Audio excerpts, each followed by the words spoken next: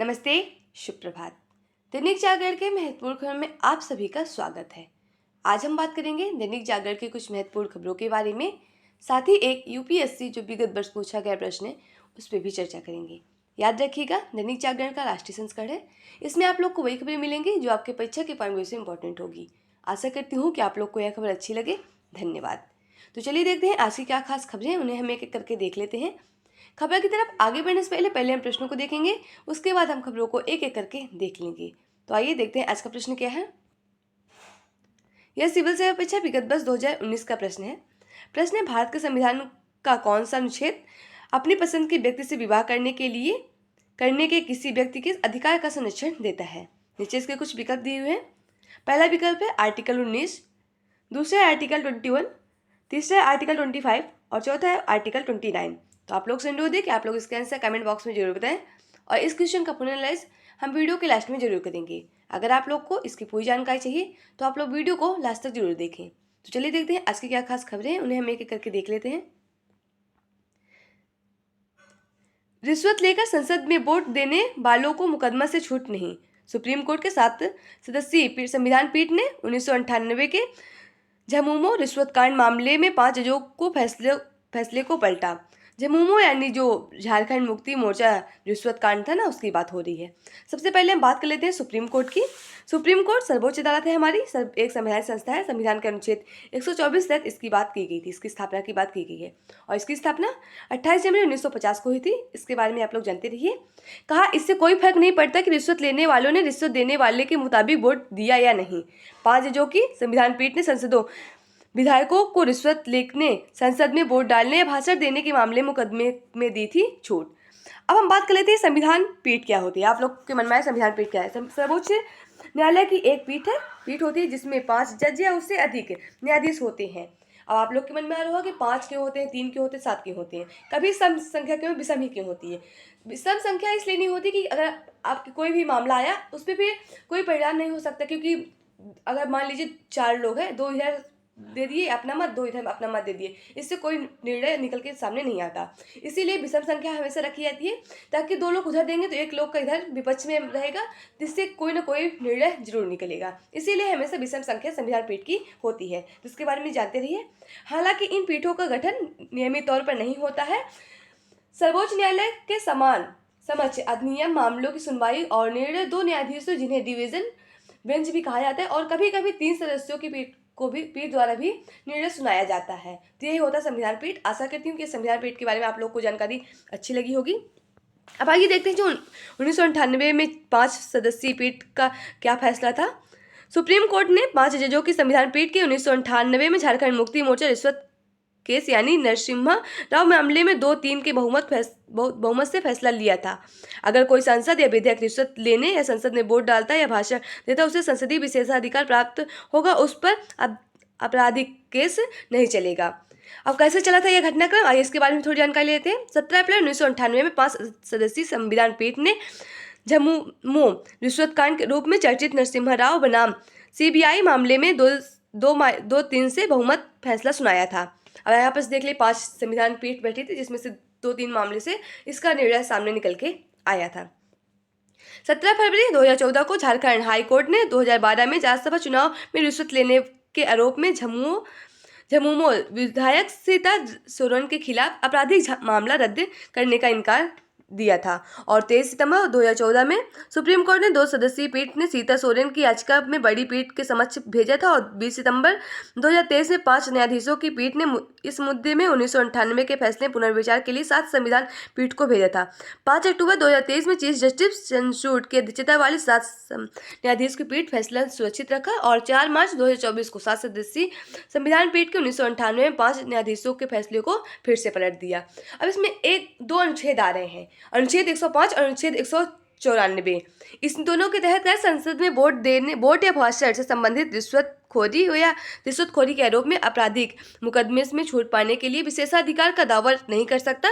Court ने कहा कि अनुच्छेद 105 और अनुच्छेद 154 एक ऐसा माहौल बनाए रखने की बात करता है जिसमें संसद के भीतर बहस और चर्चा हो सके। यह उद्देश्य तब तक तब नष्ट हो जाता है जब किसी सदस्य को रिश्वत के द्वारा एक निश्चित तरीके से बोलने या वोट देने के लिए प्रेरित किया जाता है। कोर्ट ने कहा, संसदों विधेयकों के विशेषाधिकार देने का उद्देश्य था कि संसद या विधेयक बिना डरे या देश के हित की बात करने पाएंगे, लेकिन रिश्वत लेकर वोट देने और यह रिश्वत लेकर वोट देने से यह प्रक्रिया भंग हो जाती है। और फैसले में कोर्ट ने यह स्पष्ट किया कि संसद की कमेटी और कोर्ट की कार्यवाही दोनों अलग अलग चीज होती है और दोनों में अंतर होता है।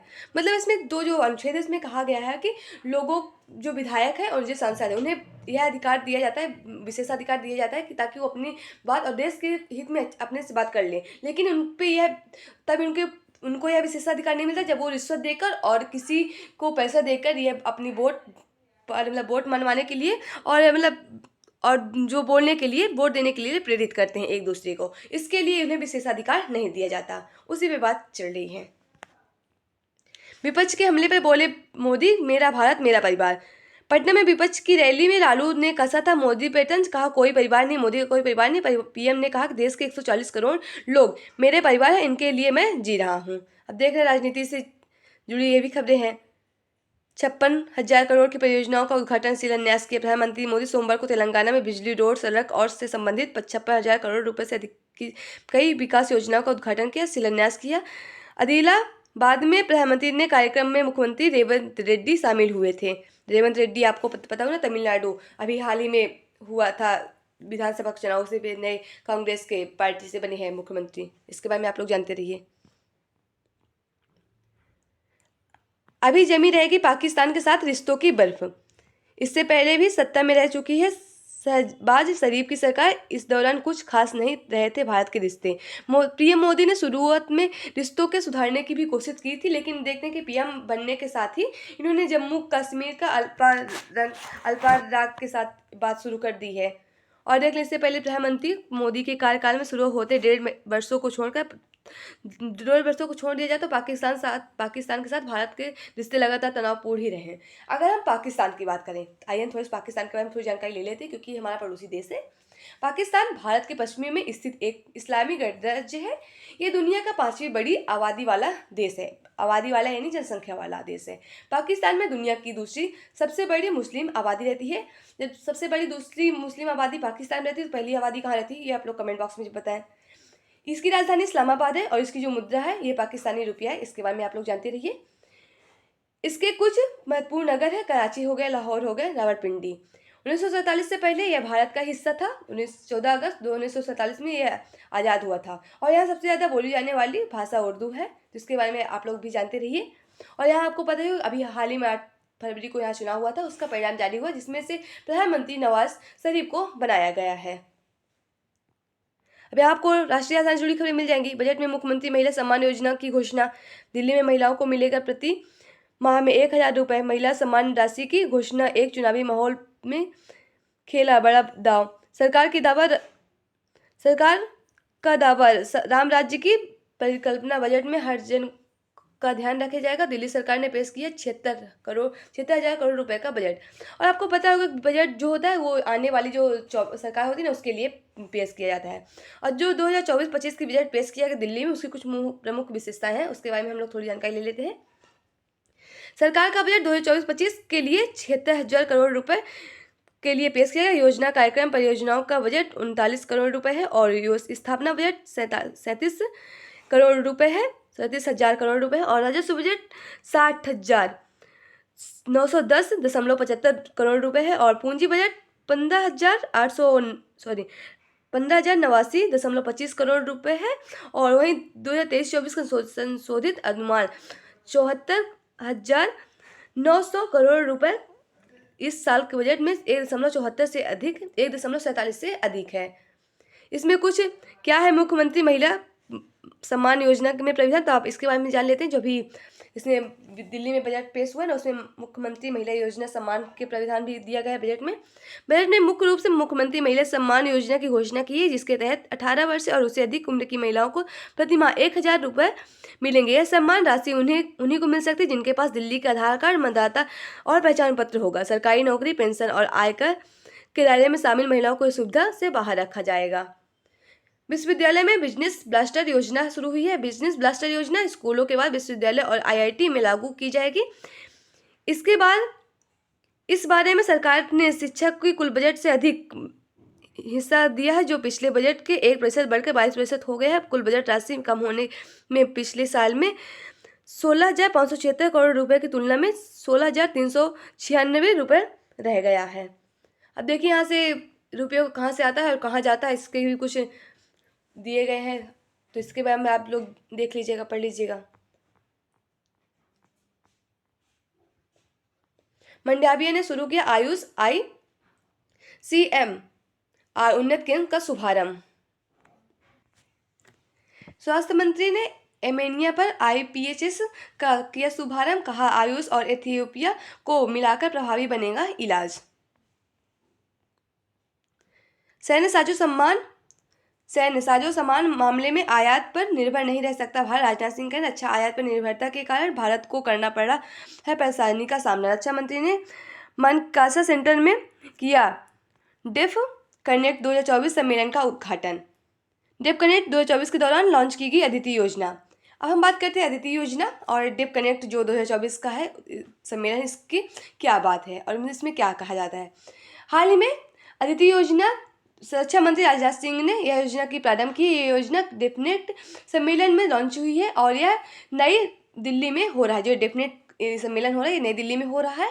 डेफनेट का यह 11वां संस्करण है, नई दिल्ली में चल रहा है और यह रक्षा संबंधी सम्मेलन है। अदिति पहल लॉन्च करने का उद्देश्य रक्षा के क्षेत्र में नवाचार करने के लिए और अनुसंधान विकास के लिए और नए स्टार्टअप को सहायता करने के लिए और अनुदान देने के लिए और सब्सिडी देने के लिए यह पहल शुरू की गई है। इसके अंदर जो स्टार्टअप होंगे उन्हें 25,000 करोड़ रुपए का अनुदान मिलने वाला है और यह पहल 3 वर्षों के लिए स्टार्ट हुआ है और इसके लिए उन्होंने 750 हजार करोड़ रुपए लाख तय किए हैं। तो इसके बारे में आप लोग जानते रहिए। अदिति योजना जो है ये डेफ कनेक्ट 2024 अदिति में शुरू किया गया है। उसका आपको पता है कि इसका 11वां संस्करण चल रहा है। आज से शुरू होगा नौसेना कमांडरों का सम्मेलन। T1 कैरियर ऑपरेशन में क्षमता प्रदर्शित करेंगे INS विक्रांत और INS विक्रमादित्य। विमान वाहक पोत की युद्ध क्षमता को देखेंगे रक्षा मंत्री। समुद्री सुरक्षा और चुनौती से करेंगे समीक्षा। 3 दिवसीय सम्मेलन के दौरान chief of defence staff general यानी CDS अनिल चौहान, नौसेना प्रमुख एडमिरल R हरि कुमार और सेना प्रमुख मनोज पांडे और air chief marshal VR Chaudhary सेना कमांडरों के साथ कई मुद्दों पर संवाद भी करेंगे। केंद्रीय मंत्रियों से मिले गूगल और स्टार्टअप कंपनियों के प्रतिनिधि स्टार्टअप कंपनियों के मंत्री के समक्ष अपनी चिंता जताई और सरकार से समर्थन मांगा। गूगल के प्रतिनिधि ने केंद्रीय मंत्री अश्विनी वैष्णव से मिलकर रखा अपना पक्ष। इसमें कहा जा रहा है कि जो गूगल ने प्ले स्टोर से उनके कुछ ऐप को हटा दिया है, कई बैठकों के बावजूद कोई समाधान नहीं निकला। और स्टार्टअप कंपनियों और गूगल के बीच शुल्क के भुगतान को लेकर ये विवाद चल रहा है। भारतीय स्टार्टअप कंपनियों ने गूगल पर अपने दबदबा का दुरुपयोग करने पर आरोप लगाया। वहाँ गूगल का कहना है कि कई कंपनियां उनके ब्लीडिंग मानदंडों का उल्लंघन कर रही हैं।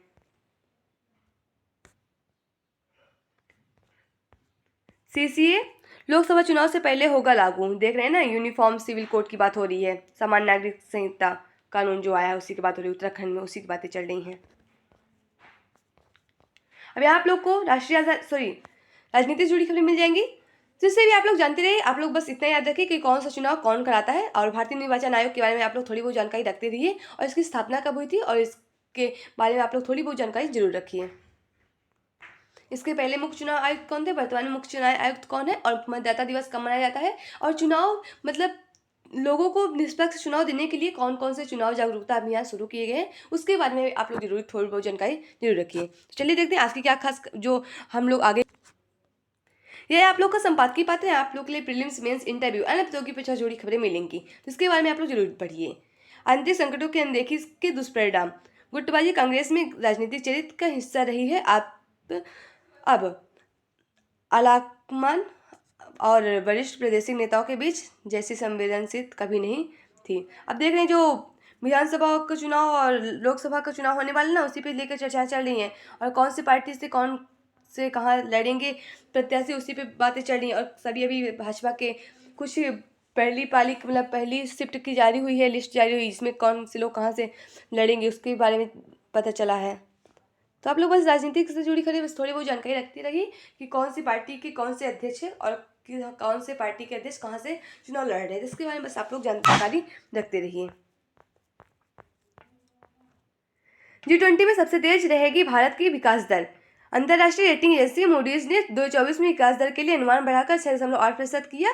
मूडीज ने माना कि उम्मीद से बेहतर प्रदर्शन कर रही है भारतीय आर्थिकी। रेटिंग एजेंसी ने अगले वर्ष विकास दर के 6.74% रहने की बात कही थी। G20 अगर बात करें, ग्रुप ऑफ 20 की बात हो रही है। 1999 में इसकी स्थापना हुई थी और 2008 में इसका पहला शिखर सम्मेलन हुआ था वाशिंगटन डीसी अमेरिका में। और 2023 में इसकी अध्यक्षता भारत किया था, जिसके बारे में आप लोग जानते ही रहिए। और जब 2023 में इसकी अध्यक्षता भारत किया था तो इसने एक अफ्रीकी संघ को इसमें शामिल किया गया था। G20 ना होगा, G21 हो चुका है, जिसके बारे में आप लोग जानते रहिए। इसमें टोटल 18 देश हैं और 19 देश हैं और दो, अब पहले एक था, अब वो यूनियन संघ जो यूरोपीय यूनियन संघ शामिल था, एक और संघ शामिल हो गया अफ्रीकी यूनियन संघ।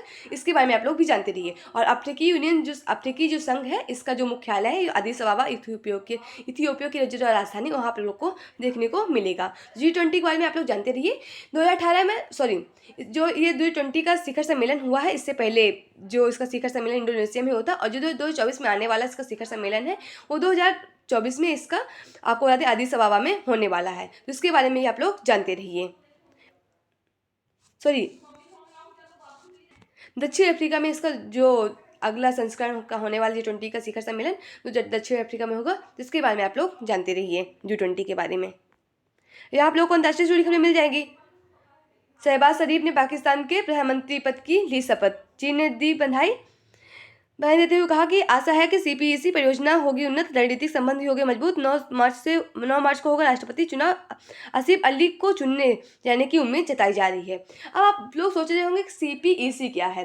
चीन के उत्तर पश्चिम डीजी योंग और उई स्वायत्त क्षेत्र में और पाकिस्तान के पश्चिमी प्रांत बलूचिस्तान में ग्वालियर बंदरगाह के जोड़ने वाली बुनियादी ढांचे परियोजनाओं का 3000 किलोमीटर का लंबा मार्ग है। यह चीन और पाकिस्तान के बीच एक द्विपक्षीय परियोजना है, जिसका उद्देश्य ऊर्जा, औद्योगिक एवं अन्य बुनियादी ढांचा विकास परियोजनाओं के साथ साथ राजमार्ग, रेलवे तथा पाइपलाइन के नेटवर्क के माध्यम से पूरे पाकिस्तान के कनेक्टिविटी को बढ़ावा देना है। और ये आपको पता ही होगा कि चीन की योजना है, तो इसके बाद परियोजना है, तो इसके बारे में आप लोग जानते रहिए। और चीन की एक वन रोड और वन बेल्ट वन रोड का एक और योजना चली थी, वो किसके बीच चली थी उसके बारे में आप लोग जरूर बताइएगा। यहाँ आप लोग को खेल से जुड़ी खबरें मिल जाएंगी। भारत और इंग्लैंड के बीच धर्मशाला के स्टेडियम में 7 मार्च को प्रस्तावित है पांचवा टेस्ट मैच। उसी के लिए चर्चा चल रही है कि अगर बारिश नहीं हुई तो अच्छा प्रदर्शन होगा। यहाँ आपको परीक्षा के बारे में चैनल से जुड़ी खबरें मिल जाएंगी, तो इसे आप लोग जरूर पढ़िए।